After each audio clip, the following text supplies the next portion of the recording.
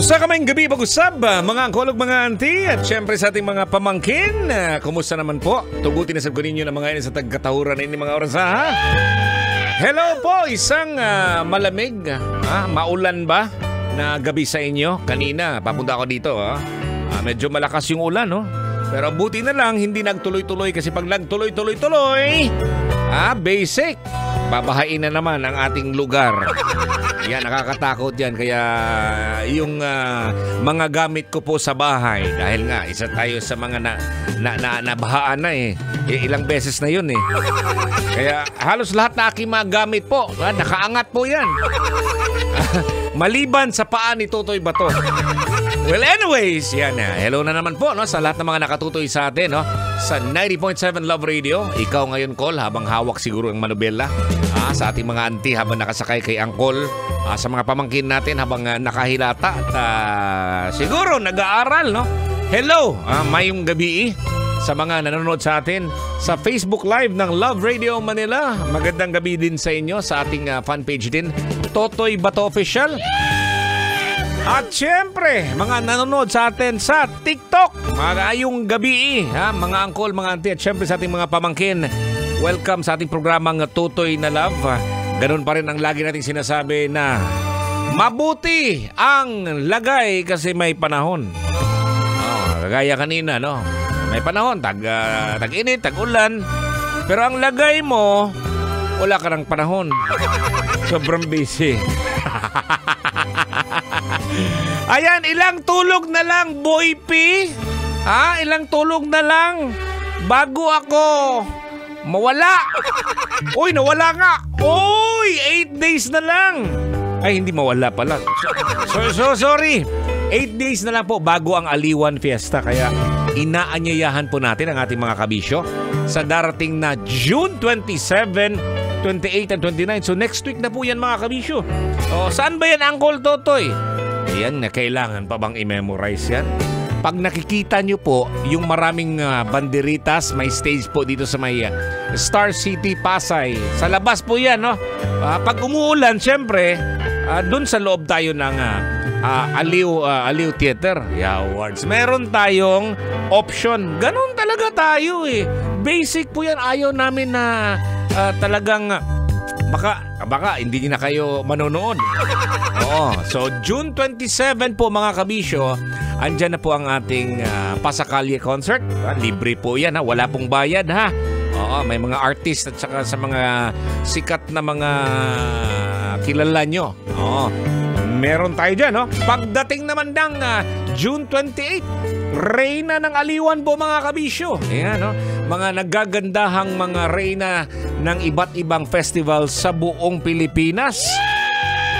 And when in fact, marami pong mga reyna ng Aliwan na mga kasama at nanalo, sumasali na sa mga Miss Philippines, Binibining Pilipinas, Miss Universe, Awards. Ganon yun. At hindi lang yan mga kabisyo. Nandyan din ang ating street dance competition sa Sabado po yan, June 29.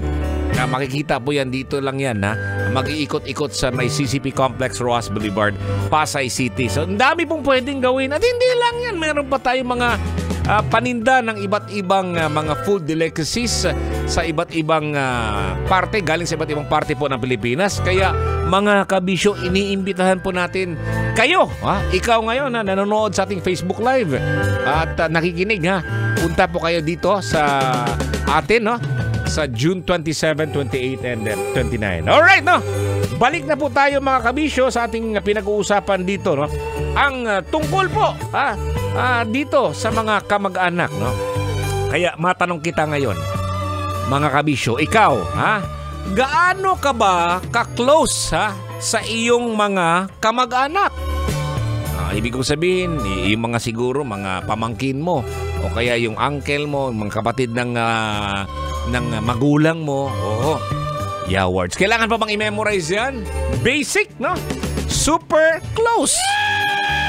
Naalala ko lang sa probinsya, ayan, swerte po mga kabisyo pag marami po magkakapatid ang iyong papa, ang iyong tatay, o kaya yung nanay mo, marami silang magkakapatid kasi expected yan, magkakaroon ka rin ng maraming cousins, Marami kang mga ano doon, igagaw, di ba?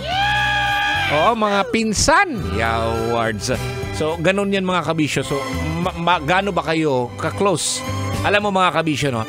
Mahalaga talaga ang pagiging close sa mga kamag-anak, no? Ang pagiging malapit o kaya close sa mga kamag-anak ay may maraming benepisyo at kahalagahan sa iba't ibang aspeto ng ating buhay. Yan. At basic siguro yan. Alam mo na yan. Yan. Alam na this. At eto idagdag ko narito ang isa sa mga masasabi kong pangunahing dahilan kung bakit mahalaga ang pagiging close sa mga kamag-anak.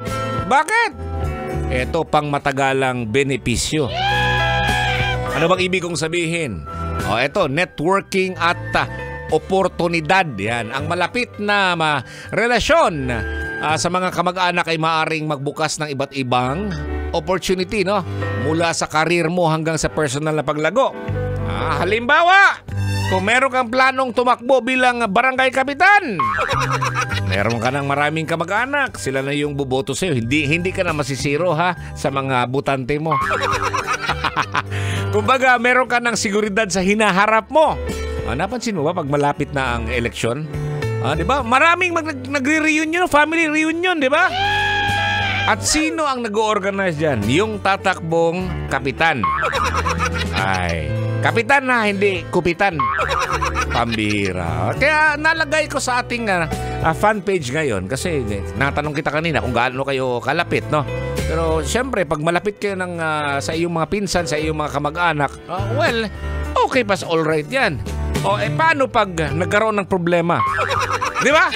So, eto na yung tanong ko.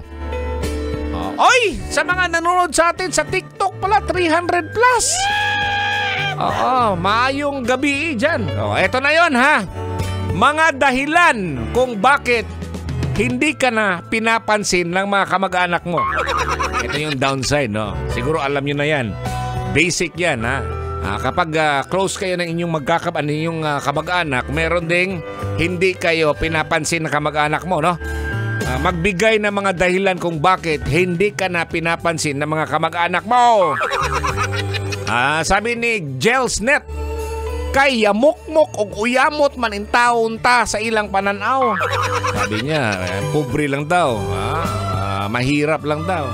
Okay, no? Tuloy-tuloy po natin ang ating Facebook Live at saka TikTok Live sa ating social media account. Samantalang, ikaw nakikinig sa radyo ngayon, no?